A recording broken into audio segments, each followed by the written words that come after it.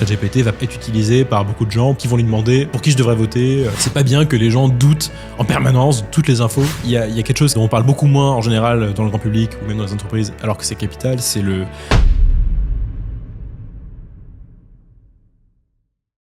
l'IA risque-t-elle d'affaiblir la démocratie ? Non. Sommes-nous encore souverains face aux plateformes ?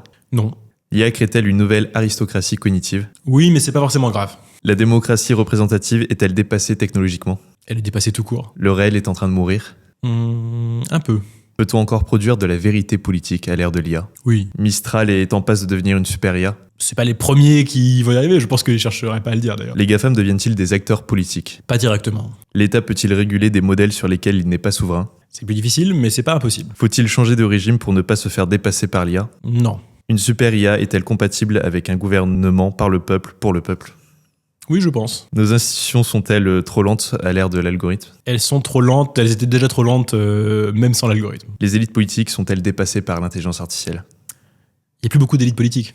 L'IA crée-t-elle un risque de régime autoritaire ? Non. L'IA rend-elle les citoyens plus manipulables ? Pas l'IA générative. L'IA va créer une génération de crétins ? C'est possible. L'IA diminue nos capacités cognitives ? C'est le risque, mais c'est pas une fatalité. L'un des défis du XXIe siècle va être de combattre la paresse intellectuelle. Oui. Netflix va mourir face à l'IA ? Sauf s'ils l'utilisent eux-mêmes. Vive la démocratie athénienne. Bien sûr. Bonjour Raphaël. Bonjour Alexandre. Merci beaucoup d'avoir accepté l'invitation au podcast. Merci beaucoup. Alors, je vais te présenter pour celles et ceux qui ne te connaîtraient pas. Tu es donc Raphaël Dohan. Tu es essayiste. On aura d'ailleurs l'occasion de parler de ton dernier essai. Tu es également entrepreneur.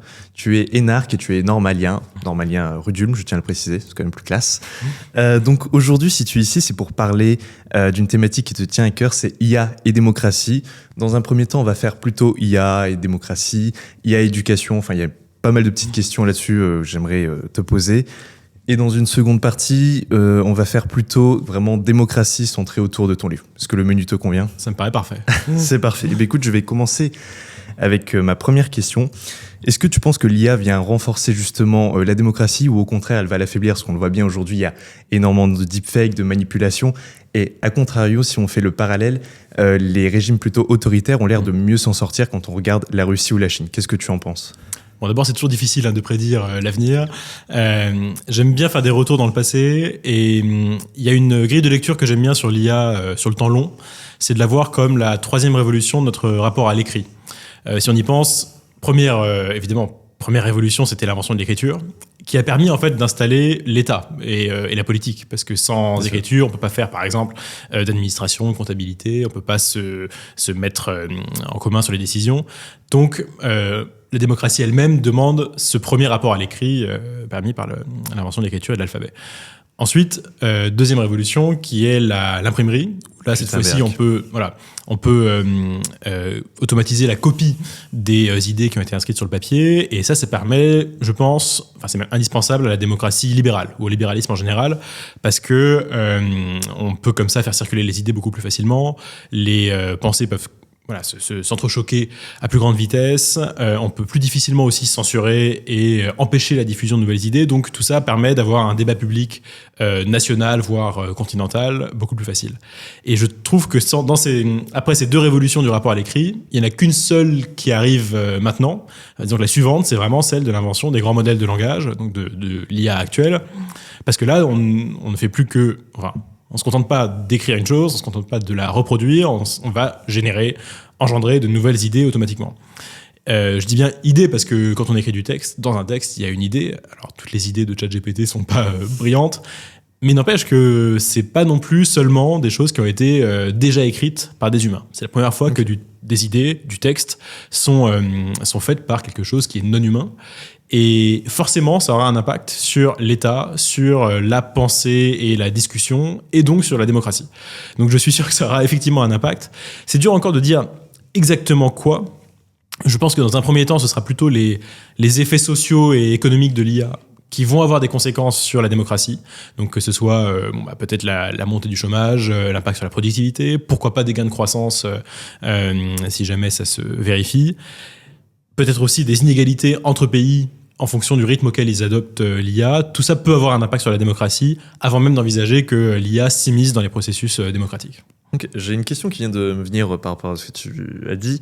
Tu as dit que ChatGPT peut créer des idées, en inventer, donc tu es plutôt partisan du fait que l'LM puisse avoir une certaine créativité. Est-ce que ça, c'est un débat qui revient régulièrement sur la table, sur le fait que ChatGPT n'est qu'un perroquet statistique, ce qui, littéralement, c'est plutôt le cas. Mais quand on dit ça, en général, on appuie le fait qu'en fait, il n'y a aucune créativité. Tu contestes ? Je conteste un peu, parce que c'est des perroquets stochastiques, oui, mais en même temps, tout ce qu'ils produisent est du texte inédit, quand même. Et pareil pour les modèles d'images, de diffusion, où les images qu'ils produisent peuvent certes ressembler à des images existantes, et effectivement, ils s'entraînent sur les données qui préexistent, mais tout ce qu'ils produisent ensuite, et d'ailleurs c'est le principe même de ces objets-là et de l'IA générative, c'est différent de ce qui a été produit auparavant. Donc, même si on peut trouver que c'est pas génial, que c'est artistiquement inintéressant, c'est objectivement quelque chose de nouveau. Le texte qu'écrit ChatGPT n'a jamais été écrit auparavant. Alors après, la question, c'est une question de goût. Une fois qu'on a dit que oui, c'est créatif dans la mesure où ça crée du nouveau, littéralement. Après, on peut se demander, par exemple, est-ce que ça serait capable de créer par exemple, un système politique radicalement nouveau, auquel personne n'aurait jamais pensé, qui n'approche même pas de quelque chose auquel on aurait pensé auparavant. Ou de créer un roman tellement novateur qu'il inaugurerait un nouveau genre littéraire. Ça, pour l'instant, évidemment, ça ne s'est pas fait. Je ne pense pas que ce soit une incapacité de principe de ces outils, de ces modèles, parce que pour la bonne raison que les humains eux-mêmes fonctionnent comme des perroquets stochastiques. Les humains aussi fonctionnent, alors que ce soit dans le domaine de la réflexion politique ou de la création artistique, en remixant et en s'inspirant de choses qui préexistent. L'exemple que je prends souvent, c'est l'Énéide, le grand poème de l'Antiquité romaine. C'est en fait simplement, entre guillemets, une sorte de mélange entre l'Iliade et l'Odyssée d'Homère. On dit c'est une Odyssée pour la première partie de l'Énéide, ensuite c'est une Iliade pour la deuxième partie de l'Énéide, remis un peu à la sauce romaine, mais en fait c'est ça l'Énéide, et c'est un chef-d'œuvre. Est-ce que vraiment on peut reprocher à Virgile de s'être inspiré très très précisément de deux textes préexistants ? Je pense pas, et on dit pas pour ça qu'il n'est pas créateur. Donc de la même manière, pourquoi est-ce qu'un système qui est capable de générer des textes ou des images radicalement, enfin qui sont intrinsèquement nouveaux, en s'inspirant de créations précédentes, ne pourrait pas le faire ? Je trouve que c'est difficile de le prétendre et d'être certain que ce sera jamais le cas. Ok. Et pour revenir à la première question, est-ce que l'IA peut poser des problèmes pour notre démocratie ? Est-ce qu'on le voit bien avec la manipulation de masse qui risque d'arriver avec les LLM, mais aussi le deepfake, le rapport à la réalité, à la vérité qui va être modifié ? Est-ce que ça peut poser des problèmes pour notre démocratie ? Je suis pas absolument certain qu'à court terme, ça pose tant de problèmes que ça. À la limite, ça ne fait que prolonger des mouvements qui étaient déjà apparus auparavant avec en fait Internet. On n'a pas entendu l'IA, oui. Et en un sens, s'il y a une IA qui a une influence sur la politique, c'est plutôt celle classique des algorithmes de recommandation sur les réseaux sociaux que les grands modèles de langage qui génèrent du texte. Évidemment, on peut penser que ChatGPT va peut-être à un moment être utilisé par beaucoup de gens qui vont lui demander pour qui je devrais voter, puisque moi, je sais pas, j'aime bien les petits oursons. Bon, il faut que ça va probablement arriver. Je suis pas sûr que ça aura un effet dramatique, parce que même si ChatGPT répondrait, enfin, s'il répond dans ce cas-là, soit en demandant à l'utilisateur ce qu'il préfère en termes de valeurs, de principes politiques, ou si même il s'inspire de la manière dont l'utilisateur écrit sur d'autres conversations, je pense que ça ne ferait que refléter en fait ce que l'utilisateur aurait fait de toute façon, même sans ChatGPT. Il y a la question des fake news et des fausses images, par exemple. J'ai l'impression que l'effet est presque inverse à ce qu'on aurait pu attendre.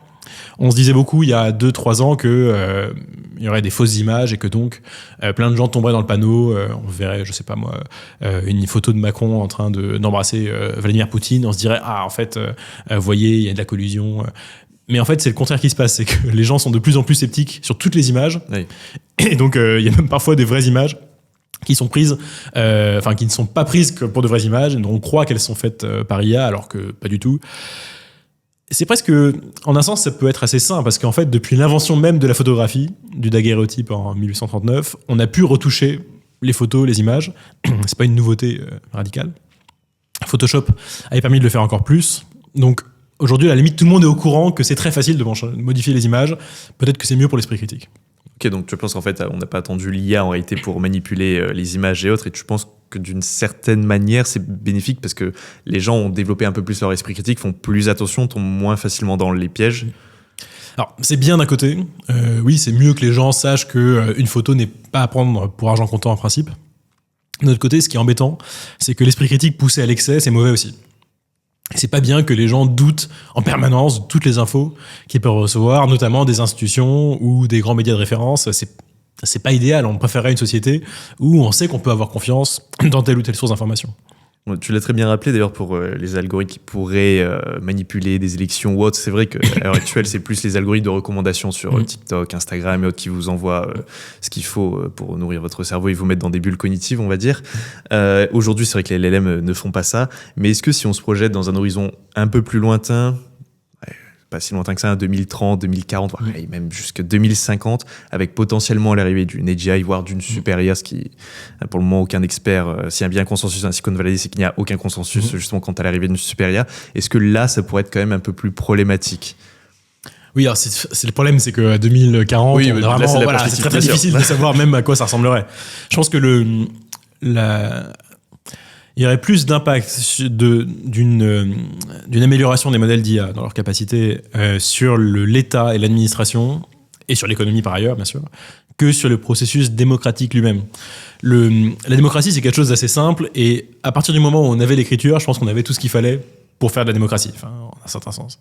Et l'écriture elle-même, d'ailleurs, a ses biais aussi. Enfin bon. Mais donc, en soi, l'IA elle-même, elle change pas le fait que la source de légitimité d'un régime démocratique, c'est ce que veulent les gens et ce qu'ils décident de faire, et qu'il n'y en a pas d'autre. Et que pour savoir ce qu'ils veulent faire, on délibère, on vote. Je suis pas sûr que l'IA change grand-chose à ça. Ce sera de manière un peu indirecte sur la manière dont ils s'informent et dont ils se constituent leurs opinions que ça peut changer. Et on l'évoquait tout à l'heure. Et après, je pense qu'en revanche, ça a beaucoup plus d'impact sur l'État lui-même et ce que fait l'État par rapport aux citoyens. Parce que bien sûr, d'ailleurs on parle des LLM, mais ça peut aussi être d'autres types d'IA pour, par exemple, la vidéosurveillance. Il y a plein de choses qui peuvent être mises en application dans les tâches à la fois régaliennes et non régaliennes de l'État, où là ça peut assez radicalement changer la manière dont on perçoit en fait notre gouvernement, notre puissance publique. Ok, c'est justement la prochaine question. Parce que là, je te posais des questions sur les aspects un peu négatifs potentiels pour notre démocratie, mais quant aux aspects positifs, qu'est-ce que l'IA pourrait apporter pour justement gérer le régalien et autres? Je pense que, alors, il y a deux choses. Il y a ce qu'elle pourrait apporter et ce qu'elle va apporter avec toutes les contraintes qu'on connaît. En principe, c'est des outils vraiment géniaux parce que une grande partie de l'administration, c'est du texte. D'ailleurs, une grande partie des métiers en général repose sur du texte. Mais l'administration particulièrement, parce que ça repose beaucoup sur du droit, que le droit c'est du texte. Coup de chance, les meilleurs modèles d'IA qu'on a aujourd'hui, ce sont des grands modèles de langage dont le texte est la matière première. Donc, en principe, on peut s'en servir pour plein de choses, pour gagner en efficacité de manière immense, pour traiter énormément de processus administratifs qui pourraient être totalement automatisés, avec un grand avantage qui est que les grands modèles de langage sont très bons pour analyser et utiliser des données qu'on appelle non structurées, c'est-à-dire que vous n'avez pas besoin que vos données soient bien mises en forme avec les bons points-virgules et les bons ou mises dans les bons tableaux pour qu'un ordinateur maintenant puisse en faire quelque chose. Il suffit qu'il comprenne ce que le texte veut dire, de quoi ça parle globalement, et ça suffit pour lui pour comprendre. Donc quand vous avez un processus administratif, c'est génial parce que vous pourriez avoir, une grand-mère qui parle à son téléphone en disant « je veux remplir ma déclaration d'impôt, je sais plus bien où j'ai mis, mais je crois que le numéro c'est ça », et le modèle comprendrait tout à fait ce qu'elle veut dire et remplirait la déclaration à sa place. C'est quelque chose qui serait assez formidable et on peut appliquer ça à 40 000 processus dans l'administration. Je ne suis pas certain qu'on arrivera à cet idéal très très rapidement parce qu'il y a évidemment beaucoup d'inertie. C'est pas une surprise dans l'administration, mais d'ailleurs l'administration n'est pas la seule coupable. Toutes les grosses organisations, qu'elles soient publiques ou privées, ont souvent de la résistance au changement et notamment quand il est technologique et rapide, comme c'est le cas ici. Je pense que le principal danger, ce serait qu'on accorde trop d'importance, une importance même mal placée, dans la protection des données. Il y a quelque chose d'un peu absurde aujourd'hui, c'est que l'État en sait en fait moins sur les citoyens que les GAFAM. Donc c'est quand même bête parce que l'État il peut faire des choses pour nous aussi et il pourrait beaucoup mieux fonctionner avec beaucoup moins de lenteur et peut-être moins d'impôts aussi si jamais on lui donnait les moyens de traiter en fait toutes les données qu'on pourrait lui donner. Mais justement, ces GAFAM, est-ce qu'aujourd'hui ça pose pas un risque pour notre démocratie qu'il y ait des géants américains qui soient devenus aussi puissants sur le plan financier comme sur le plan du pouvoir politique ou potentiellement de manipulation avec les algorithmes et autres? c'est un risque qui pour moi dépasse même la démocratie elle-même. C'est-à-dire quel que soit le régime qu'on a, en fait, c'est un risque de pure souveraineté et d'autonomie.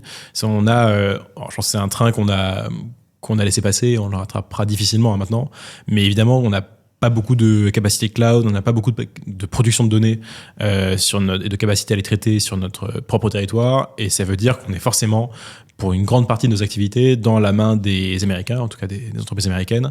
Et je pense que ça dépasse le simple cadre démocratique. C'est un vrai problème de souveraineté, mais bon. Le seule chose qu'on peut essayer de faire pour contrebalancer cette dépendance, c'est d'avoir des dépendances dans le sens inverse. C'est d'essayer dans d'autres secteurs, d'avoir des capacités dont les Américains ont besoin et qu'on peut leur fournir. C'est un peu chacun se tient la barbe. Et enfin, c'est la seule manière qu'on a, parce que je crois pas qu'on arrivera à avoir des équivalents de Google et Facebook aujourd'hui. Ok, alors je fais un petit tirade, mais que tu connais par cœur. Bon, depuis 1980, on a tout loupé, que ce soit les moteurs de recherche, le e-commerce, les processeurs, les réseaux sociaux, etc. Et le résultat de tout ça, c'est qu'en 50 ans, l'Europe n'a fait émerger que 14 entreprises avec une valorisation supérieure ou égale à 10 milliards de dollars, tandis que les États-Unis en ont fait émerger 267, majoritairement dans les hautes technologies. Le problème de ça, c'est qu'on a laissé se créer justement un oligopole, qui sont les GAFAM, qui ont une puissance de feu financière absolument comme une mesure. Ils peuvent acheter les meilleurs cerveaux à coups de milliards pour OpenAI, qui sont fait débaucher par Mark Zuckerberg. Ils peuvent acheter les dernières puces de chez Nvidia qui coûtent un bras. Ils peuvent investir massivement dans les data centers. Cette année, ils ont dépensé à peu près 1 milliard par jour en recherche et développement, plus data centers dans l'IA par jour, juste cette année. L'année prochaine, ils prévoient 500 milliards. L'année encore d'après 2027, du coup, ils prévoient 600 milliards. Face à cette puissance de feu financière, est-ce que l'Europe a des atouts à jouer? Est-ce qu'on peut construire plutôt une souveraineté numérique? Parce que Mistral, c'est très bien, mais Mistral a levé 1,4 milliard auprès d'ASML. Je sais très bien, mais quand on compare par rapport aux chiffres des Américains, c'est un peu ridicule. Je suis assez pessimiste sur la possibilité qu'on puisse rivaliser sur ce terrain-là. Je pense que les 40 sont cuites. De ce point de vue-là, oui. Enfin, je pense pas qu'on aura le même étalage de recherche et développement et de capacité à créer des modèles d'IA, même avec Mistral, parce qu'il faudrait des Mistral mieux que Mistral, plus riches que Mistral, et plusieurs Mistral pour avoir l'équivalent de ce que les Américains ont en termes de capacité à développer de l'IA aujourd'hui. Et on n'a pas du tout les moyens, en fait, aucune boîte européenne n'a les moyens de le faire, on n'a pas non plus l'environnement pour créer et faire monter en gamme des entreprises dans ce secteur-là, et maintenant, en plus, la course est déjà bien entamée. Donc la question après, ça devient, si on n'est pas capable de créer ces briques-là, il faut au moins être capable de s'en servir sans être trop cruellement dépendant du fait qu'on n'est pas capable nous-mêmes de les faire. Et donc heureusement, pour des raisons de concurrence interne à la fois aux États-Unis et à la Chine, il y a quand même beaucoup de progrès dans l'open source. Donc on peut d'une manière ou d'une autre rattraper la frontière en termes d'usage et d'adaptation des technologies dans nos sociétés et nos économies.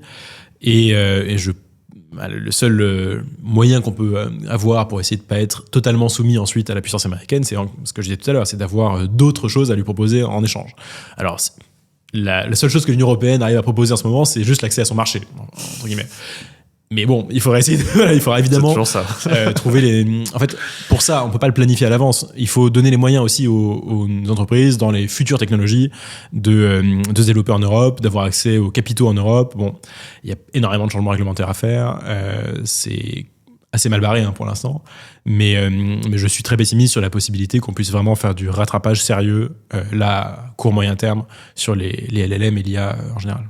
Ok.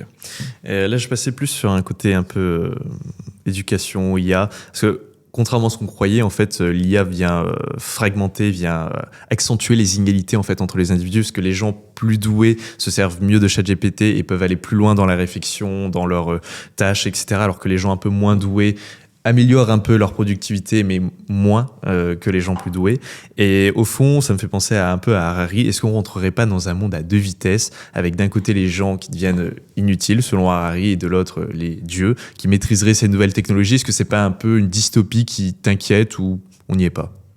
Moi, ça m'inquiète pas sous cette forme-là. Je trouve que les gens qui sont très bons et qui utilisent beaucoup d'IA arrivent à se démultiplier, disons, à faire plus vite des choses, à aller dans d'autres domaines, à se où il devient plus polyvalent encore. Donc c'est une sorte d'idéal aussi des polymathes, des gens qui savaient un peu toutes les sciences au XVIIe siècle, au XVIIIe siècle. On revient un peu à cet idéal-là. Mais d'un autre côté aussi, les gens moins bons, moins intelligents ou moins cultivés ou qui ont moins d'éducation peuvent se servir de l'IA pour être meilleurs et que la différence se voit moins aussi. Je trouve qu'en pratique, il y a quand même des études un peu contradictoires là-dessus. C'est difficile d'avoir un bon protocole pour examiner ça. Tout ça est encore très récent. Et voilà, c'est très récent. Et en fait, selon les situations, les secteurs, ça change du tout au tout. Mais on voit aussi quand même un effet, je sais pas, je prends l'exemple de l'orthographe qui a pu être longtemps un marqueur dans les mails, dans les courriers de quelqu'un qui n'était pas éduqué, ça se voyait par l'orthographe souvent. Et aujourd'hui, la plupart des gens quand même savent que il suffit de passer dans ChatGPT et hop, ça enlève les fautes d'orthographe. D'ailleurs, c'est assez drôle parce que les recruteurs, quand ils voient des fautes, ils se disent Exactement. pas, il écrit mal, ils disent putain, il est con, il a même pas utilisé ChatGPT. Ou inversement, parfois ça peut être une stratégie de se dire, il va se dire, ah lui au moins il l'a écrit lui-même, c'est pas mal, je vais le prendre. Alors il peut y avoir ça aussi. Non mais à l'école on le voit, c'est que maintenant pour les profs, c'est un autre problème, mais distinguer des élèves à partir de ce qu'ils produisent avec l'IA, c'est quasi impossible en fait. Donc disons que les capacités que l'IA débloque chez les gens très brillants, elles se voient pas forcément non plus dans des cadres classiques. Donc je suis pas si certain que ça accentue à ce point les inégalités au niveau individuel et de la manière dont les gens travaillent. Ok. Et pour revenir sur démocratie IA, est-ce que l'Europe ou la France peut rester une démocratie forte si justement on est vassalisé par la Chine ou les États-Unis technologiquement ? Je rebondis. Une démocratie, ça peut fonctionner un peu dans n'importe quelle situation. Dès que on se retrouve ensemble et qu'on délibère pour essayer de savoir ce que la majorité veut, c'est une démocratie. Même si on est sous tutelle technologique. Donc, en soi, ça a existé. Athènes a continué à avoir une démocratie pendant assez longtemps, alors qu'elle n'était plus du tout autonome, qu'elle était dépendante de royaumes hellénistiques ou de l'Empire romain. Et il y a d'autres cités comme ça qui peuvent fonctionner. Le fait d'être souverain d'un point de vue, disons, géopolitique, est assez distinct de la capacité à se décider démocratiquement pour les affaires intérieures. Après, c'est toujours mieux d'être souverain, c'est toujours mieux d'être indépendant, mais le problème se poserait aussi si on était une monarchie, en fait. Donc, pour moi, c'est pas une question qui est proprement démocratique. Ok.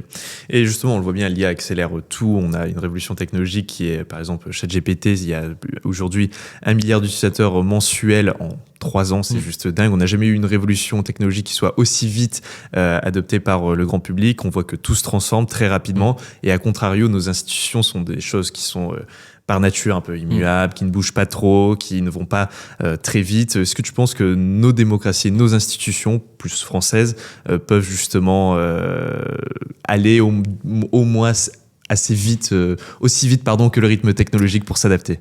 Aussi vite, je pense pas, mais d'un autre côté, elles n'ont pas toujours besoin de s'adapter non plus à tout. Il y a des choses où c'est utile d'utiliser de l'IA. J'en parlais tout à l'heure, mais je pense qu'il vaut mieux que l'administration se mette à l'IA plus que les institutions démocratiques elles-mêmes, par exemple. C'est pas très grave si le fonctionnement du Parlement ou si les élections, prenons un exemple. Si les élections sont pas numérisées, c'est pas forcément grave, ça a même pas mal d'avantages d'ailleurs, ne serait-ce qu'en termes de confiance dans le résultat de l'élection. Et c'est pas on gagne pas énormément en digitalisant les élections. Inversement, il y a énormément de tâches dans la police, par exemple, ou dans les hôpitaux, où c'est des tâches administratives très chronophages qui empêchent les gens de faire leur boulot. Si on pouvait l'automatiser, là, on gagnerait énormément. Donc, on perd beaucoup à être à la traîne sur les possibilités d'usage de la technologie dans certains cas d'usage précis. Il y en a d'autres, et particulièrement ceux qui sont vraiment le cœur de la démocratie, où ça me paraît moins être une question de course, de cette manière. Et d'ailleurs, il y a beaucoup de traits de la démocratie, des processus démocratiques qui en fait sont extrêmement vieux et qui n'ont pas tant changé que ça, malgré la révolution industrielle, par exemple. Okay. Mais aujourd'hui en France, on a quand même un État qui est gangréné par beaucoup de technophobes. Il y a certaines personnes que je ne vais pas citer qui peuvent être à la Cour des comptes ou au Conseil d'État ou autres, qui n'ont même pas ChatGPT sur leur téléphone. C'est un vrai problème, ça, aujourd'hui. Pour piloter justement cette solution. Voilà. Ça, c'est un autre problème. C'est un autre problème. Et qui, d'ailleurs, je suis pas sûr que ce soit absolument réservé à l'administration, encore une fois. Je pense qu'il y a pas mal de grandes boîtes aussi où il y a les mêmes réticences et les mêmes, voire la même ignorance. Non, mais c'est un vrai problème.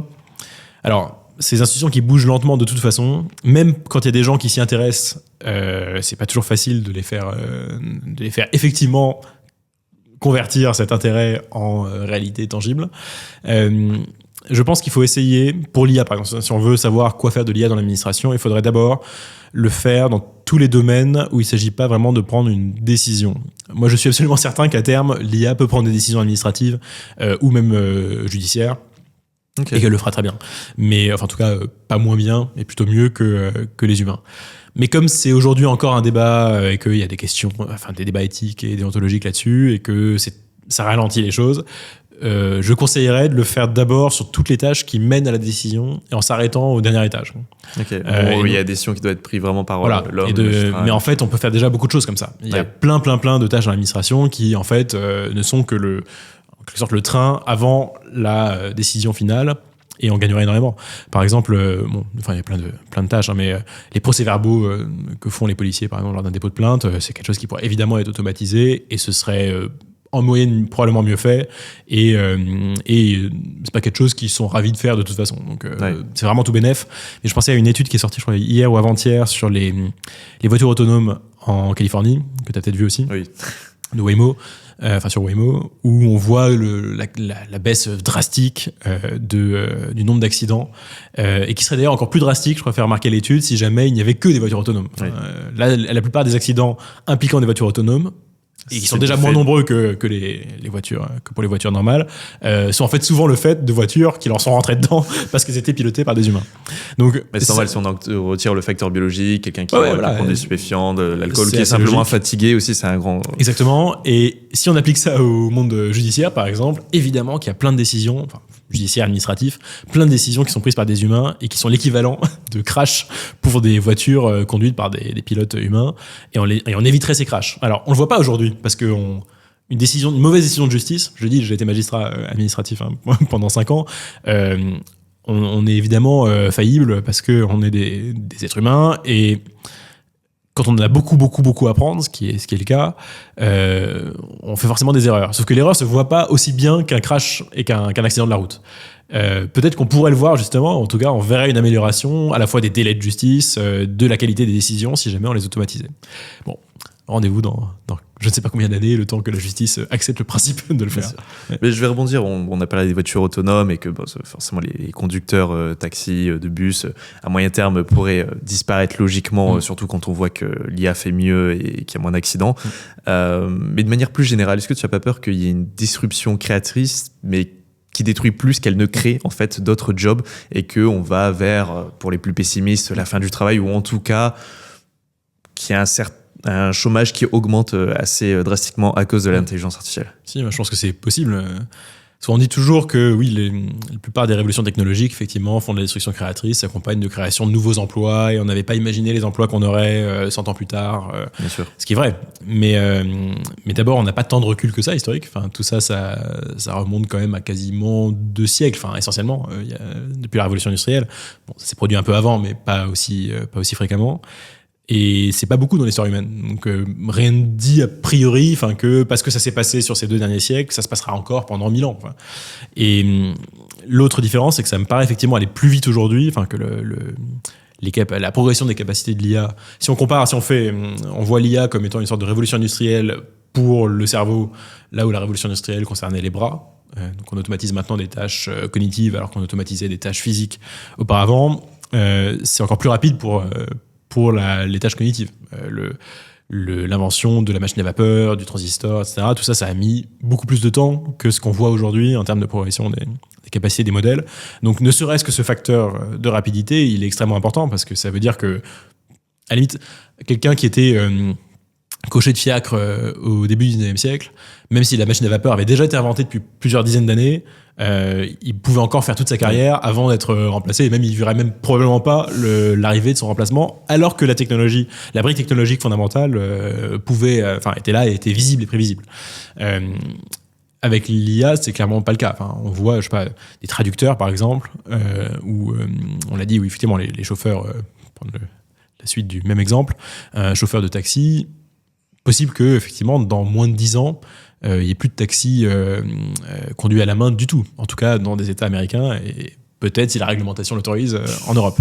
Pareil pour un traducteur, à part pour certains cas d'usage vraiment très très très très resserrés, la plupart des métiers de traduction seront automatisés. Et il n'y aura pas forcément le temps de repartir à l'école pour apprendre de nouveau un métier qui n'a rien à voir. Donc ça, c'est une grande difficulté. Et puis, par ailleurs, il y a le fait que, malgré la destruction créatrice qu'il y a eu depuis la révolution industrielle, en moyenne, les gens travaillent quand même moins qu'au début. Qu'au début du XIXe siècle. Donc, il y a peut-être quand même un mouvement de l'histoire qui est que on s'approche de plus en plus d'un monde où les humains travaillent de moins en moins. Et alors, on ne sait pas, est-ce que c'est une sorte d'asymptote? Est-ce que on finira par plus travailler du tout parce que ça n'aura plus d'intérêt économique? Ce qui me... Je suis pas très pessimiste de ce point de vue-là parce que je suis pas sûr que on ait besoin que les humains exercent du travail économiquement utile pour une société qui tient la route. Ça se trouve, on réinventera des occupations qui ne seront plus forcément justifiées économiquement, mais qui se justifieront elles-mêmes socialement et psychologiquement, et on aura peut-être, en fait... Enfin, je pense pas qu'on aura tout le monde dans son canapé devant Netflix, quoi. Je crois pas que ce sera ça l'état final de la société humaine. C'est pas un modèle social qui est enviable, parce que justement, je pense à l'étude de Sam Altman qui avait financé, parce que justement Sam Altman, le patron d'OpenAI, considère qu'il y a énormément d'emplois qui vont être détruits, et du coup, il s'est dit il faut mettre en place un revenu universel. Du coup, il a financé une étude sur le revenu universel pendant quelques années, un truc à $2000 par mois, et ça avait démontré, le revenu universel, que ça augmentait drastiquement la consommation d'alcool, d'antidépresseurs et de drogues, pas pour tous, mais pour une majorité, donc c'est pas vraiment un modèle enviable. Et puis il y a aussi, je pensais, c'est le podcast que j'ai eu il y a 2 semaines avec Stéphane Mallard, lui il pense qu'on va rentrer plus comme ce que tu décris, dans une société en fait de bullshit jobs, c'est-à-dire des jobs avec une valeur ajoutée. Le livre de David Graeber sur les bullshit jobs. Aussi, oui.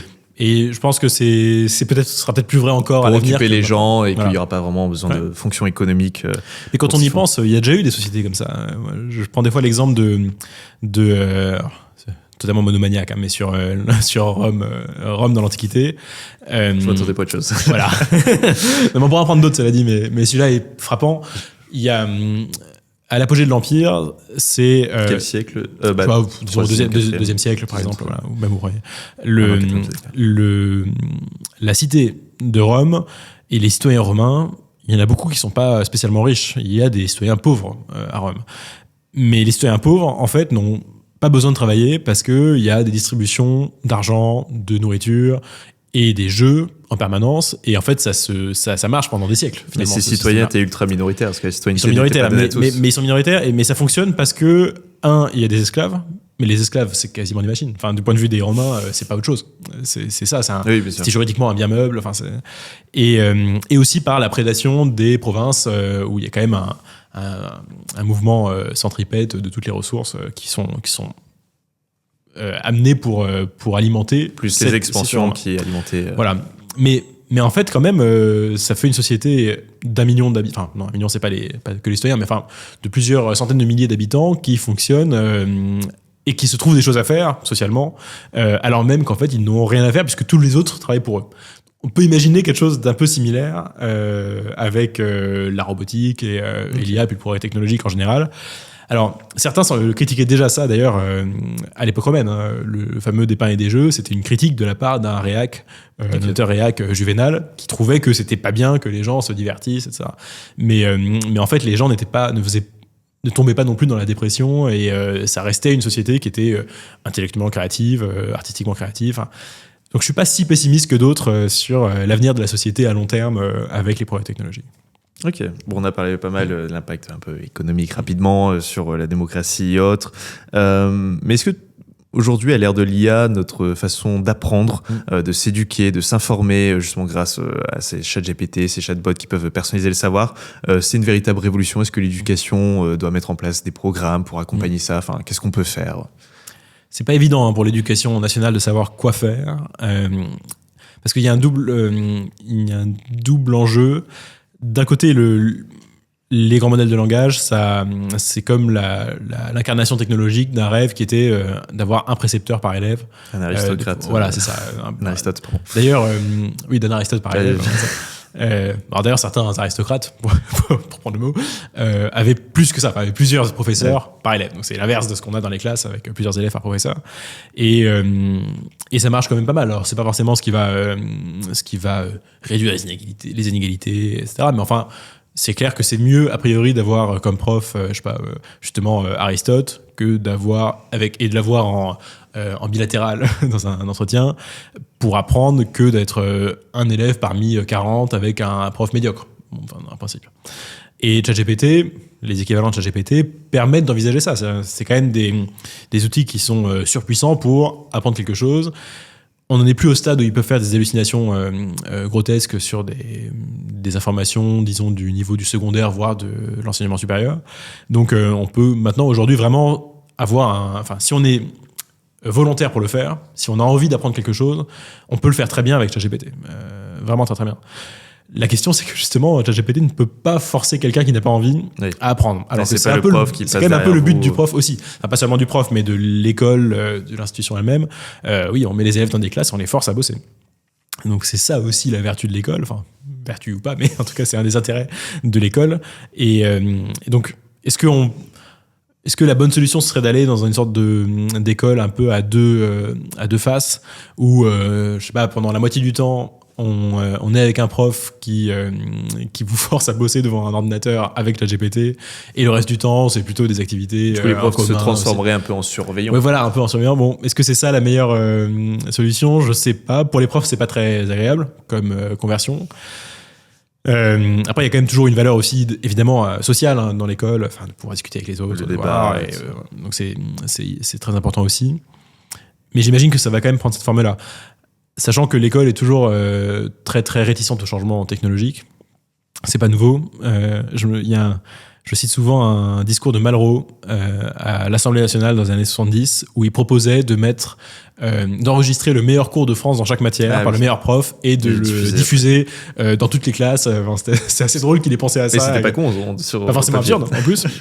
Faut avoir des élèves un peu disciplinés quand même pour rester calme devant une télé toute la journée. Mais c'était amusant parce que on n'imagine pas trop Malraux avoir ce genre d'idée très technophile en fait dans les années 70, et en fait c'était des choses qui avaient été débattues, évidemment pas faites en réalité. Donc, mais ça prouve que c'est quand même assez difficile d'intégrer des nouvelles technologies dans l'école parce qu'elle a pas changé depuis 2000 ans vraiment, enfin en un certain sens. Donc voilà, c'est une vieille machine qui a besoin d'huile dans les rouages. Et sur les aspects un peu négatifs que peuvent être l'IA justement sur l'éducation, ce qu'on le voit bien, c'est un peu la démission de l'intellect face à l'IA. Parce que les élèves qui sont un peu fainéants, au lieu de s'embêter à se casser le cul pendant 8 heures un dimanche après-midi à bosser sur sur un devoir ou autre, ils vont le faire par ChatGPT qui va le sous-traiter, qui va le faire très bien. Est-ce que c'est pas un risque ça, qu'on élève une génération qui n'ait plus les goûts de l'effort cognitif en fait, et qui délègue tout à la machine, qui ne réfléchit plus, qui n'écrit plus, qui ne synthétise plus? Ça, clairement. Enfin, c'est le principal risque cognitif, c'est ça. Et alors, c'est facile de régler le problème à l'école. Enfin, faut juste pas de devoir maison et bien surveiller les téléphones portables en classe. Alors, c'est facile. Il paraît que c'est plus dur à faire en pratique, facile à dire qu'à faire. Mais c'est embêtant si on a plus de devoirs maison. Et je sais pas, on peut faire des devoirs en classe, c'était pas non plus. Il faudrait augmenter aussi un peu le temps peut-être de scolarité si on arrête complètement les devoirs. Oui, peut-être. Alors je trouve de toute façon qu'il y a trop d'heures de cours et un peu trop de matière. Ah, c'est vrai. Dans l'école actuellement. Il fait un temps où, je crois au XVIIIe siècle, on apprenait le latin, le grec, un peu de littérature française. Les fondamentaux. Voilà, des maths. Et c'était quasiment tout, quoi. Enfin, donc bon, après tout, on pourrait couper beaucoup. Mais non, effectivement, c'est le principal obstacle. Alors à l'école, je pense qu'on peut réserver des moments pour faire de la rédaction sur table, et on peut faire aussi plus d'examens oraux, ce qui est pas mal non plus. Hein. D'ailleurs, une grande partie de l'éducation classique, ça passait par la rhétorique et c'était à l'oral. On l'a beaucoup moins fait récemment, mais c'est pas absurde d'y revenir. Mais évidemment, indépendamment même de ce que l'école fait, les gens vont avoir tendance, pas que les élèves d'ailleurs, à déléguer toutes leurs tâches de réflexion à l'IA parce que c'est facile, et que peut-être que comme un peu comme on a besoin de faire du footing pour se maintenir en forme, on aura besoin de faire des exercices cognitifs pour se maintenir en forme, parce que sinon on délègue trop à la machine. C'est un vrai avenir possible.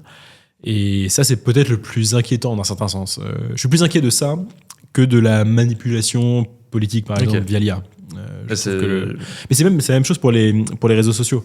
Les TikTok m'inquiètent plus d'un point de vue cognitif que d'un point de vue électoral, quoi. Je trouve que l'approche que prennent certains politiques de dire ah c'est terrible, c'est les contenus pro-russes ou pro-chinois. Enfin, certes, il y a ce problème-là, mais je trouve le principal problème, c'est d'imaginer des élèves qui passent 8 heures de leur vie, 8 heures de leur journée, toute leur vie sur des contenus débiles, quoi. Je trouve ça plus justement, grave, ça. J'ai demandé, tu es inquiet un peu pour les nouvelles générations qui vont être shootées à la dopamine facile? En fait, je suis plus inquiet pour eux à cause de choses comme TikTok que de choses comme ChatGPT. Même si il y a ce risque qu'on a dit de déléguer toute la réflexion à l'IA, mais quand même déléguer la réflexion, ça veut dire devoir conçu le problème et puis de voir la réponse. Et ChatGPT, c'est pas addictif, c'est pas conçu pour être aussi addictif que TikTok par exemple. C'est pas du tout la même nature de produit. Et TikTok, je vois vraiment aucun avantage. Enfin, ça n'a aucun intérêt. Un petit peu pour s'informer. Aujourd'hui, la majorité des jeunes aux États-Unis s'informent grâce à TikTok. Mais c'est le cas, mais c'est pas la bonne manière. Qui regardent en plus, mais exactement. Surtout que c'est des formats très rapides. Exactement. Et c'est pas le bon format et c'est. Enfin, tu as compris, je suis pas du tout technophobe, mais vraiment entre les deux, enfin entre ChatGPT et TikTok, en termes de risque cognitif, j'ai vraiment aucun doute sur lequel est le plus dangereux. Ok, et il y a une thèse sur laquelle je voulais t'interroger, ça c'est une thèse de Stéphane Mallard. Stéphane Mallard considère qu'il ne faut pas se former à l'IA parce qu'aujourd'hui vous mettez un prompt même avec des fautes d'orthographe mal formulées, ChatGPT va vous le reformuler et au final vous allez arriver au résultat que vous souhaitez. Et du coup il pense que les formations dans les entreprises autres à l'IA ne sert strictement à rien. Est-ce que tu partages cette thèse ou tu penses qu'au contraire il faut plutôt former à l'outil? Ouais, non, je suis pas tout à fait d'accord. Je suis d'accord avec lui sur le fait que c'est apprendre à prompter dans le sens il faudrait choisir tel mot plutôt qu'un autre. Dans le prompt, c'est devenu plus très important. Enfin, les modèles sont suffisamment bons pour comprendre ce qu'on est en train de demander et ce qu'on veut faire. Mais il y a quand même des choses. Alors, je parle vraiment à l'instant T, là, en décembre 2025. Hein. Je sais pas dans 2 ans ce qu'il en sera, mais il y a quand même beaucoup de limites encore au modèle actuel. Et le plus important, c'est de faire prendre conscience aux gens. Alors là, je parle vraiment dans les entreprises. Hein. Bon, dans la vie de tous les jours, c'est autre chose, mais des limites de l'outil. Et je pense pas tellement aux hallucinations, d'ailleurs, qu'on met souvent en avant comme étant une des grandes limites. Il faut faire attention. On compare toujours les hallucinations par rapport à l'absolu de la vérité, alors que si on comparait les hallucinations par rapport au taux d'erreur humain, ouais, exactement. Ça serait pas la même chose. Il y a ce genre de choses. Et puis bon, après, c'est pas très compliqué de vérifier les infos sur lesquelles. Bien sûr. Mais en revanche, il y a quelque chose dont on parle beaucoup moins en général dans le grand public ou même dans les entreprises, alors que c'est capital, c'est par exemple la fenêtre de contexte, donc la capacité du modèle à avoir en tête, entre guillemets, lors d'une demande, un certain nombre d'informations. Donc ça peut être à la fois ce qu'on lui donne en entrée, donc les documents qu'on lui a donnés, la taille du prompt, et ensuite ce qu'il pourra produire en sortie. Et il y a plein de gens qui se disent, par exemple, tiens, je vais donner 2000 pages de documents à ChatGPT, il va sans doute pouvoir me faire quelque chose de formidable pour analyser ces documents. Et en fait, c'est beaucoup trop pour lui. Il n'arrive pas à l'analyser, et si jamais, même si c'est un peu plus petit, où il arrive à comprendre l'essentiel, en fait, il va vraiment se perdre dans les détails. Et ça, c'est quelque chose qui est très, très handicapant. C'est un des principaux modèles, une des principales limites des modèles actuels. Je pense que si on avait des modèles qui avaient, disons, le QI, enfin la capacité de raisonnement de ce qu'on a aujourd'hui, des LLM actuels, mais avec une fenêtre de contexte 100 fois plus grande, on aurait quasiment l'intelligence artificielle générale, quoi. Enfin, parce que ça voudrait dire qu'on pourrait lui donner des manuels entiers je pense que ça, c'est vraiment une limite qui explique le fait qu'on n'arrive pas encore à l'AGI. Ouais, je pense. Okay.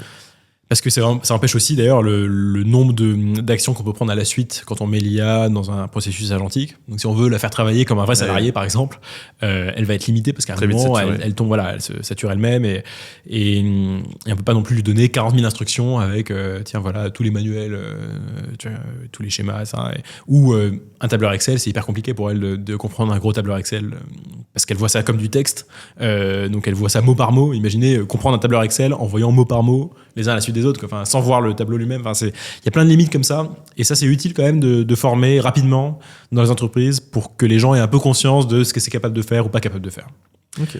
Après, la meilleure formation, c'est juste de pratiquer, en général.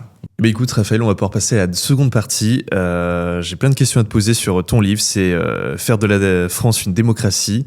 Quand je lis cet intitulé, il y a 2 questions qui me viennent. Ça supposerait que la France ne serait plus une démocratie. Et dans ce cas-là, si oui à la première question, comment faire de la France une démocratie? Bon, très large.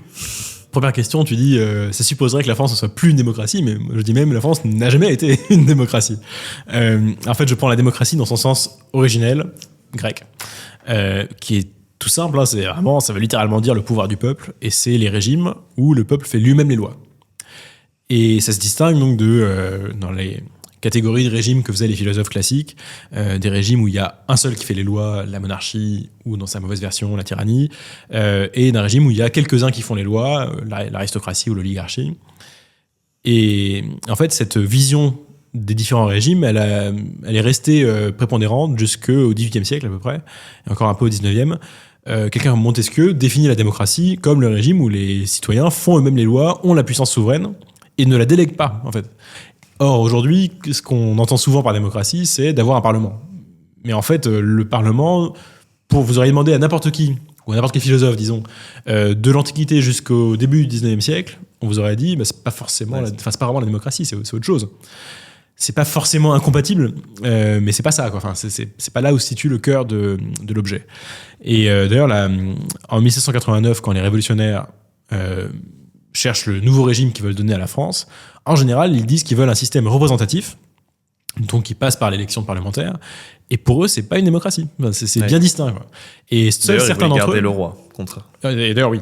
Et seuls certains d'entre eux, comme Condorcet, sont favorables à ce que les citoyens soient appelés à voter directement sur des lois. Et de plus en plus, dans la vision de Condorcet, il y avait cette idée que, bon, aujourd'hui, ils sont pas assez éduqués, c'est pour ça qu'ils voulaient aussi promouvoir l'école, mais à un moment, on pourra de plus en plus leur donner, en fait, la possibilité de voter eux-mêmes sur les textes qui sont ensuite appliqués comme des lois. Mais ça, c'était un cas isolé dans la Révolution française. Et au fur et à mesure, le sens a dévié à l'époque contemporaine pour finir par devenir aujourd'hui le nom du bon régime, quoi. Enfin, quand on dit démocratie, les gens y mettent absolument tout ce que eux ils aiment bien. Oui. Et ça, c'est la démocratie. Voilà. Y compris des fois des définitions qui finissent par être quasiment l'inverse du sens originel. Par exemple, on va dire que, en fait, ce qui définit la démocratie, c'est tout ce qui empêche la majorité d'appliquer sa volonté. Il y a des gens qui disent en gros que la démocratie, c'est les contre-pouvoirs, c'est la protection des minorités, c'est la protection à tout prix du pouvoir du juge pour casser les décisions qui pourraient être prises par une majorité du peuple, parce que c'est dangereux, attention, le peuple, quand il vote, il peut voter mal, etc.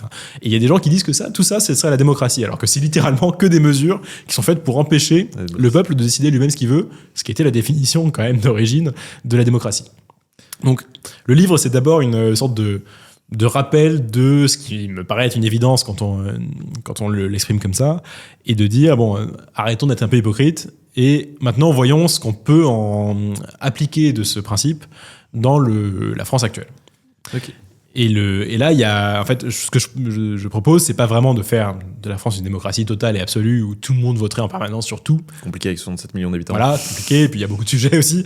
Mais d'en faire un régime mixte, disons, où on a à la fois, d'ailleurs c'est un peu déjà le cas, hein, un aspect monarchique, qui est l'élection du président de la République au suffrage universel, un aspect aristocratique ou oligarchique, plutôt oligarchique, avec le Parlement. Mais on pourrait même inclure dans cette définition-là la haute fonction publique, qui décide aussi, via le Conseil d'État, de ce qui se fait, de ce qui s'applique comme décision, comme règlement. Et il y a quand même un aspect dans la constitution de la Ve République qui est vraiment démocratique, c'est le référendum, qui existe. Mais à la diligence du président. À la diligence du président. Et on a vu récemment qu'il a été peu utilisé. Les chiffres, c'est 5 fois sous le général de Gaulle. Et 5 fois ensuite. Ouais. depuis le départ du général de Gaulle. Donc la courbe est quand même pas très positive. Et voilà, c'est pour ça que je milite pour essayer d'en faire plus et d'essayer de trouver des systèmes qui permettraient de faire en sorte qu'on consulte plus souvent les gens sur ce qu'ils veulent. Ce qui me paraît quand même assez normal.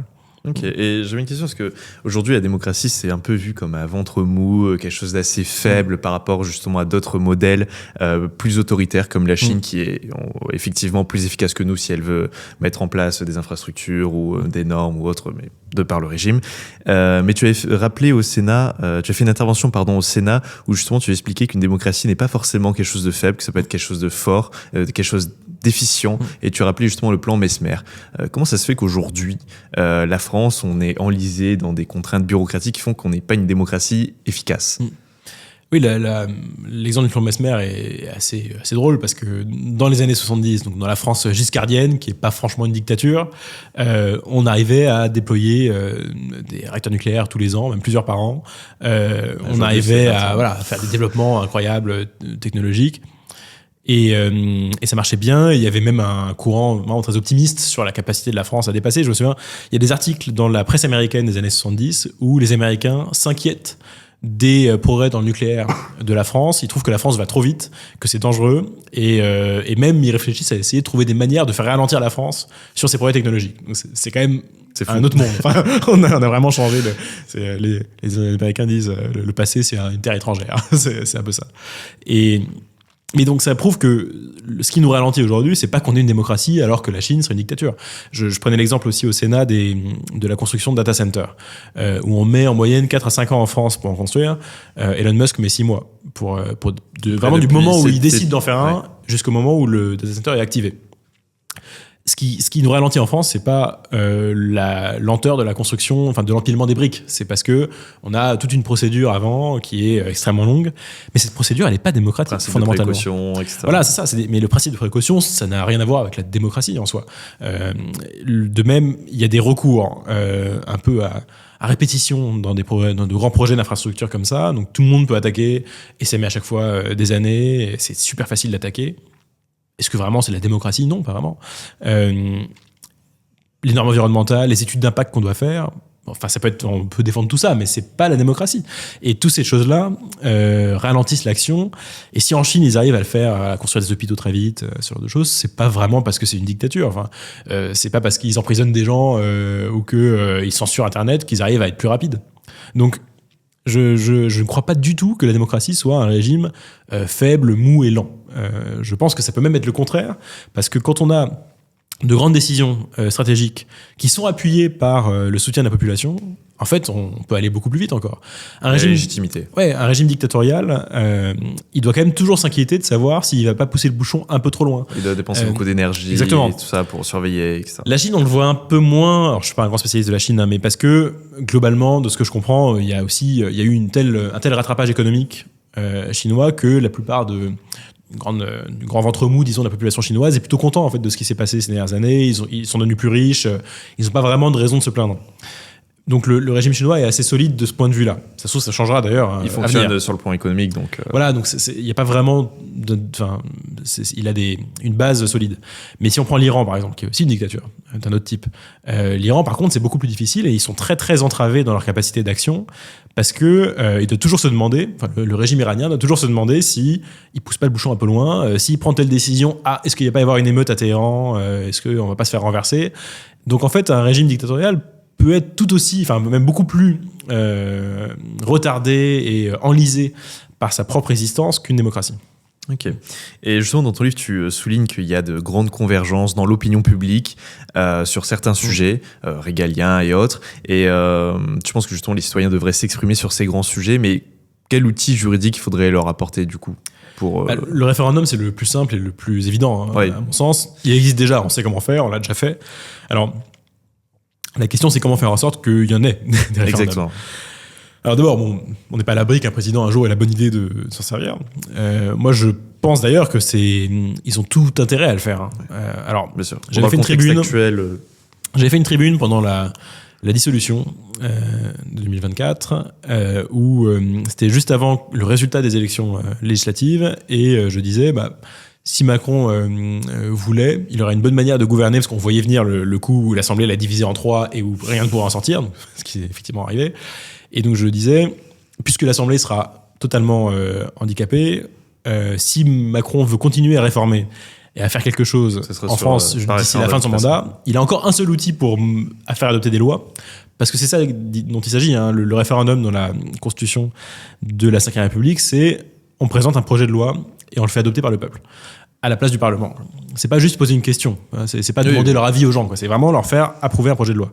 Donc on peut faire passer des réformes par ce biais-là. Des réformes importantes, parce que d'ailleurs le Conseil constitutionnel refuse, même si ça serait anticonstitutionnel, de mettre son avis dessus. Voilà, il y a tout un débat juridique. Alors effectivement, donc Macron aurait pu plutôt, parce que maintenant c'est un peu tard, mais il aurait pu à ce moment-là dire l'Assemblée est bloquée, les hommes politiques sont nuls, ils n'arrivent pas à se mettre d'accord entre eux, les partis sont trop idéologues, etc. Il aurait pu lui dire aux Français, j'ai telle réforme à vous proposer, je vous les soumets. Alors maintenant, c'est devenu trop tard, je pense. Mais effectivement, tu as mentionné un point qui est important, c'est que la Constitution aujourd'hui, ou en tout cas son interprétation par la jurisprudence constitutionnelle, limite un peu trop, à mon sens, le champ des questions qu'on peut soumettre à un référendum. Et donc je serais assez favorable à ouvrir très largement, à dire que les Français peuvent se prononcer sur quasiment tous les sujets. Il n'y en a qu'un seul où j'admets que c'est compliqué, mais plus pour des questions de procédure, c'est le budget.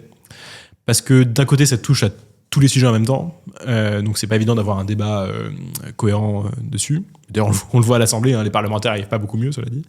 Mais aussi parce qu'il y a une question de délai et qu'on doit l'adopter chaque année, et donc c'est pas évident si jamais un projet est rejeté, ça prend tellement de temps que... Mais sur tous les autres sujets, je vois pas de raison, de principe, d'exclure la possibilité de consulter les Français dessus. Mais je vais te poser une question, tu serais pas inquiet que si ce système existait, que les Français pourraient s'exprimer à chaque fois sur un sujet en particulier, sur un peu tous les sujets comme tu l'as dit, par exemple la taxe Zuckman, qui a été une offensive idéologique absolument monstrueuse, 86% des Français y étaient favorables, en tout cas il y a 2 mois, ça a peut-être changé depuis, mais Arthur Mensch lui-même a dit qu'il pouvait pas payer cette taxe, Philippe Avignon, prix Nobel d'économie, a aussi dit que c'était effectivement plutôt une connerie. Si demain les gens pouvaient s'exprimer, ils auraient plutôt dit oui à la taxe Zuckman, alors que tous les économistes, tout le monde dit que c'est une connerie. Donc, est-ce qu'il n'y a pas des limites quand même au modèle de demander aux gens, parce qu'il faut un certain temps de réflexion, de débat? Oui, mais ça c'est bien. C'est l'avantage du référendum, c'est que justement ça crée une vraie campagne, un vrai débat sur le sujet. Je pense qu'on n'a jamais eu de meilleur débat, par exemple, sur la construction européenne que lors des 2 référendums, des 2 campagnes référendaires en 92 et en 2005. Je crois qu'aucune élection européenne... Pas beaucoup été écouté en 2005. Non, mais c'est autre problème, sur l'application. Enfin, mais le débat lui-même a été très bon. En 92 aussi. Il y a beaucoup de gens qui avaient changé d'avis d'ailleurs. Les sondages n'étaient pas forcément les mêmes au début, enfin, ne correspondaient pas forcément au résultat final. Et je trouve que tous les débats qu'il y a eu lors d'élections européennes parlementaires, par la suite ou avant, sont d'un niveau abyssal par rapport à ce qui s'était produit lors de ces campagnes référendaires. Donc, premier point, lorsqu'on pose une question, enfin lorsqu'on fait un projet de loi sur une question et qu'on soumet à référendum, il y a plusieurs mois de débat en amont, et je suis certain que, alors je dis pas que la taxe Zuckman aurait été rejetée par les Français, mais je suis certain que les lignes auraient changé lors d'un vrai débat, parce qu'il y aurait eu là quasiment deux camps avec des représentants qui seraient affrontés en permanence sur les plateaux télé pendant plusieurs mois, plusieurs semaines, et ça aurait forcément fait changer d'avis pas mal de gens. On aurait beaucoup plus entendu, je pense, dans ce cadre-là, parce qu'en plus, il y aurait des règles de temps de parole, etc. Les gens qui sont opposés à la taxe Zuckman, les gens qui auraient montré tout ce que ça a comme impact négatif sur l'économie, sur la création de start-up, et ça.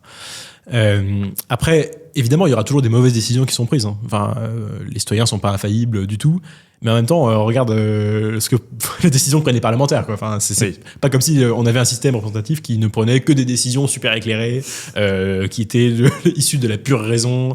Enfin... Je trouve globalement que si on regarde les sondages sur la plupart des sujets, en fait, les Français penchent plutôt du meilleur côté, du côté le plus rationnel par rapport à ce que font les politiques. Il y a une distorsion entre d'un côté le politique et réellement la demande du peuple. Ouais, et puis les avis, en fait, le problème c'est que d'abord les hommes politiques sont suridéologisés par rapport à la moyenne des Français, et ils se répartissent sur des frontières qui ne sont pas en fait celles qui divisent les Français eux-mêmes. Il y a le meilleur exemple que je vois de ça, c'était un sondage IFOP de 2021 qui demandait aux Français s'ils seraient favorables ou pas à la suppression du statut de fonctionnaire. Un gros sujet quand même. T'en parles dans ton livre. Et quand on demande aux Français et qu'on les demande par affiliation partisane, on voit que les électeurs de gauche sont favorables à la suppression du statut de fonctionnaire à plus de 50%. Ouais. Donc, quand même, alors que vous demandez, je pense qu'il n'y a pas un seul élu de gauche qui serait favorable à ça. Et il y avait même, je crois, quelque chose dans les plus de 40% des électeurs de la France insoumise qui étaient favorables à la suppression du statut de fonctionnaire. Donc, je dis même pas d'ailleurs que c'est ça qu'il faudrait faire. Mais ça montre à quel point les représentants, justement, ceux qui sont censés être des représentants, en fait, ne représentent pas grand-chose des avis de leurs électeurs. Et c'est l'intérêt du référendum, c'est qu'on coupe à travers les représentants et on va voir directement ce que les gens pensent.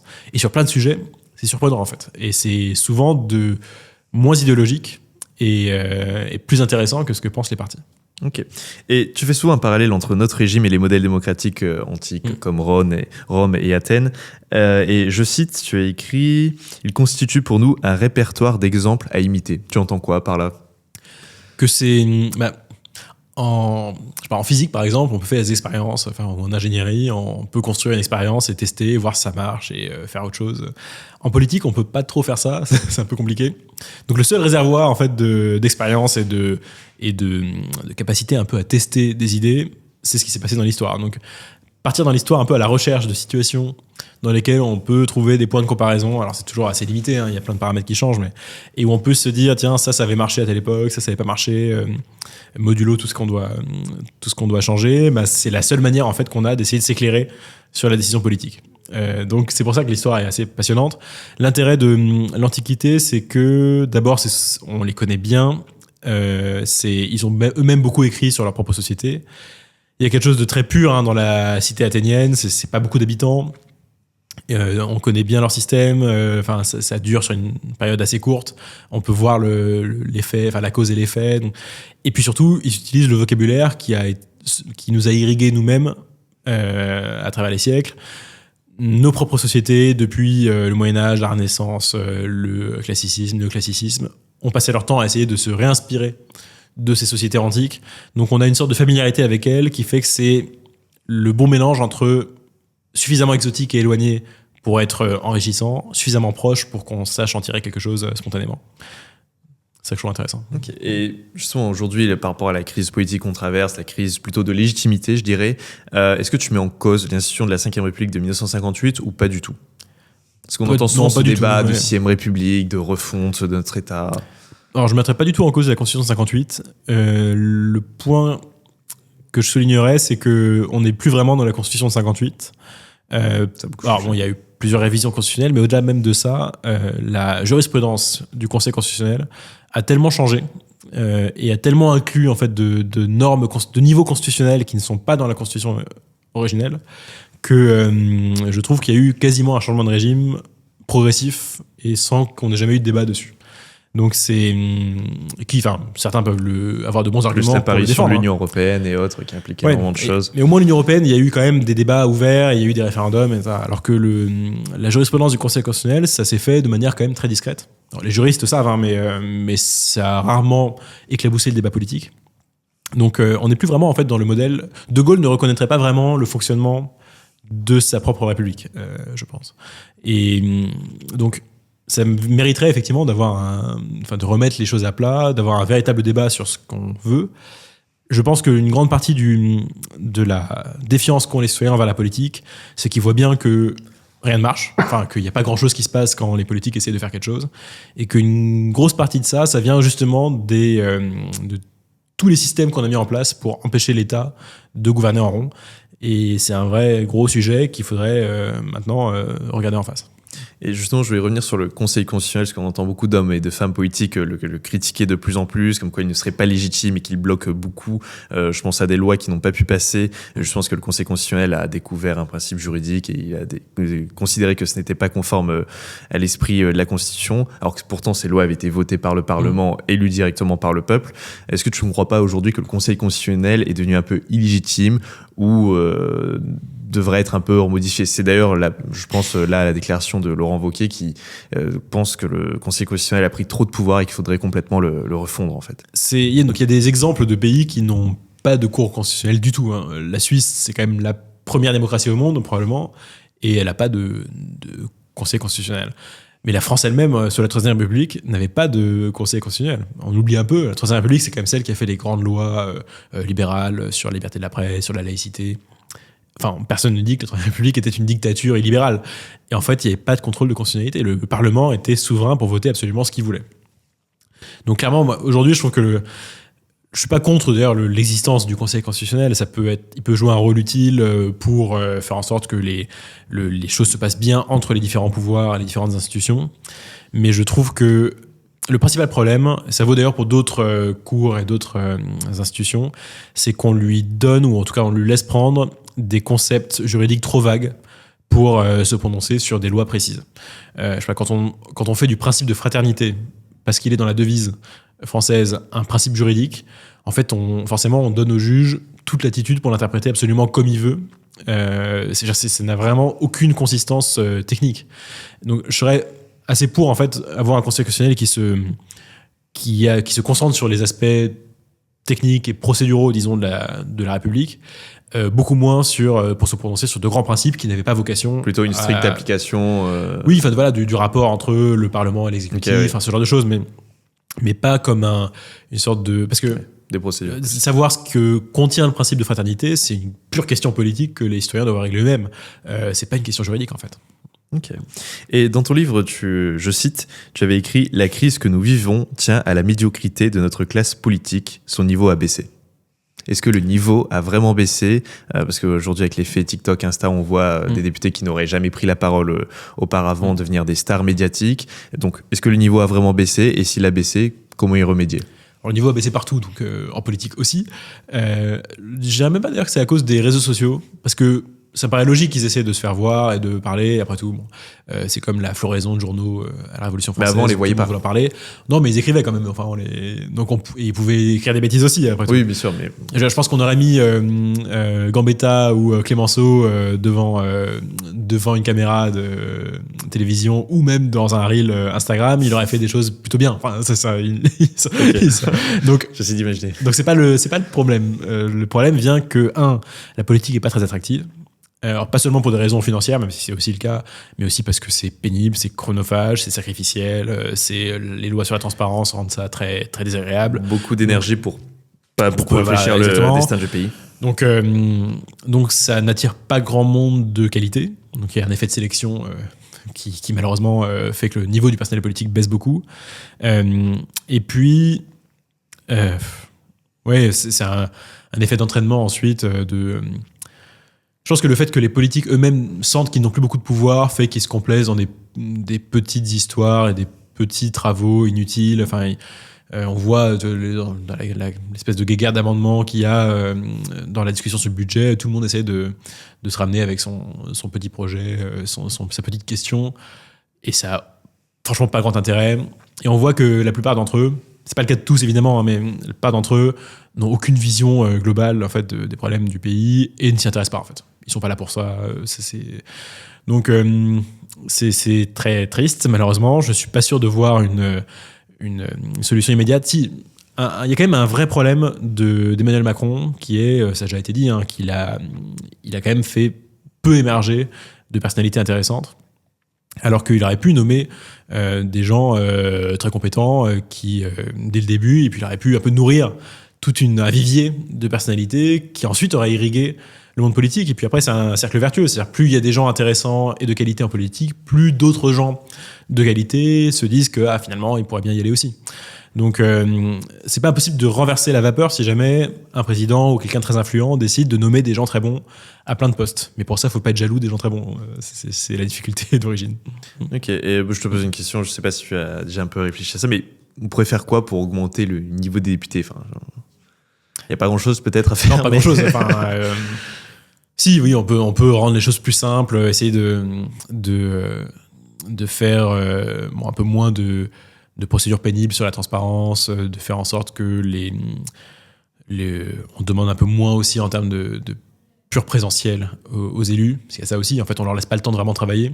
J'avais fait un article sur les politiques qui passent trop de temps à faire des sorties, à faire des déplacements, à participer à des réunions, des comités où en fait ils servent à rien. Après c'est le business model du politique. Mais inutile en fait, parce que inutile, oui. Je trouve il y a un ministre qui sort et qui va faire une inauguration d'un commissariat dans la Drôme. Enfin, en fait, les gens dans le commissariat vont le voir. Des fois, c'est même pénible. Ça les empêche de travailler pendant une journée.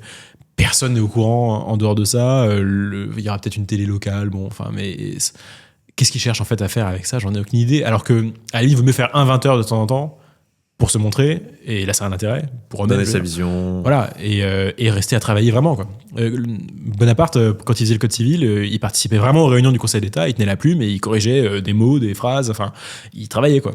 Et le but n'était pas d'aller se montrer comme ça de manière super locale et inutile dans une inauguration. Mais ça leur est reproché après s'ils se montrent pas. Mais pas vraiment, je suis même pas sûr en fait. Je pense que c'est parce qu'on habitue à ça, mais puis et alors, enfin c'est pas très grave. Au niveau, quand on est ministre, ça va pas se voir au niveau national qu'on n'est pas allé à telle ouverture de bibliothèque, quoi. C'est pas le problème. Ok. Eh bien, écoute, j'ai posé toutes les questions que j'avais. Est-ce que tu as envie de conclure avec un petit mot de fin ? Je te laisse toute liberté sur le sujet que tu veux. Si tu veux adresser un message aux nouvelles générations ou de comment faire de la France une démocratie, libre à toi. Adresser un message aux nouvelles générations, c'est très, c'est très audacieux, très présomptueux. Non, que Bon, il y a beaucoup de choses un peu effrayantes avec à la fois l'IA, l'évolution de la géopolitique, mais globalement, quand on se compare, la Révolution française, par exemple, je lis beaucoup de choses dessus en ce moment, est quand même un moment qui a aussi changé beaucoup plus vite encore qu'aujourd'hui, j'ai l'impression. Enfin, quand on regarde ce qui se passe en 1789 et ensuite ce qui se passe en 1793 avec la Terreur. On a enchaîné je sais pas combien de régimes possibles. Ouais, voilà, et le monde a tellement changé qu'on se dit qu'après tout, voilà, ces gens-là, ils ont vécu ça. Alors, ceux qui ont survécu se sont adaptés, ils ont pu vivre avec, ils ont fait des choses formidables après aussi. Donc, il faut pas se dire qu'on vit la pire période possible, parce que j'ai l'impression que certains ont cette idée-là. C'est pas vrai. Enfin, il y a eu des périodes quand même bien pires que la nôtre. Et même s'il y a des menaces et des risques, globalement, il y a des choses quand même intéressantes à faire. Moi, l'IA, je m'y suis intéressé à l'origine parce que j'avais une pure fascination de littéraire. J'avais fait des études littéraires. Je trouve que voir une machine, un ordinateur qui écrivait du texte inédit, c'était quelque chose d'un peu magique. Et même si on se blase très vite et qu'on est vite, on s'habitue aux nouvelles technologies. Mais en fait, des fois, je me rappelle et je me dis à quel point c'est formidable que l'espèce humaine arrive à faire à une machine comme ça et à produire du texte aussi cohérent. Enfin, il faut aussi garder un petit peu de capacité à s'émerveiller de certaines technologies ou de la manière dont va le monde malgré tout ce qui ne va pas dedans. Ça reste assez important. Okay. Bah écoute, Raphaël, merci beaucoup en tout cas pour cette petite note d'espoir. Et encore merci d'avoir accepté l'invitation. Merci à toi. Merci.